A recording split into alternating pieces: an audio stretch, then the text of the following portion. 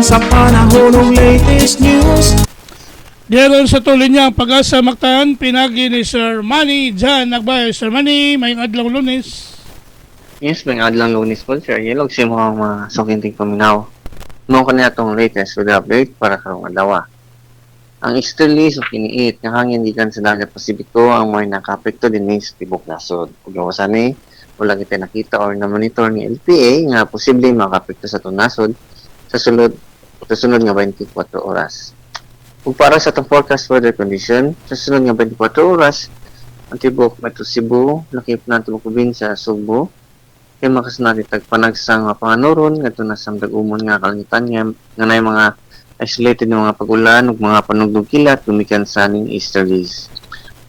Samtang hinay ngadto na sa kasarangan nga hangin nga nagaurus ikan sa silangan ngadto sa amin ang silangan ang paslabi sa tibok Central Visayas. Di nang balod sa itong karagatan, malinaw nito na sa kasarangan ang mga pagbalod.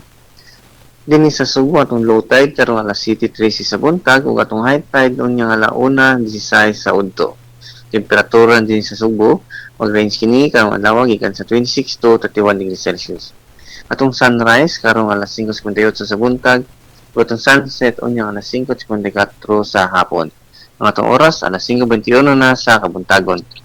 Ug mo lang kanatong latest weather update gikan diri sa Butang sa Pag-asa kini si Manager Nagbay may buntag. Salamat ni Sir Manny Jan Nagbay. Sir, may butag.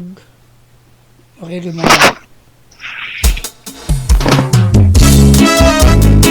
Inyo gadabate ang atong dagan sa kahimtang sa panahon. Pinagi ni Sir Manny Jan Nagbay ang atong weather specialist gikan sa Pag-asa Mactan. Salamat kayo ni Sir Manny Jan Nagbay og mayong buntag sa Pag-asa Mactan. Kahintang sa panahon ng latest news. Balita sa TV station. May pamukauban kang kubra in action.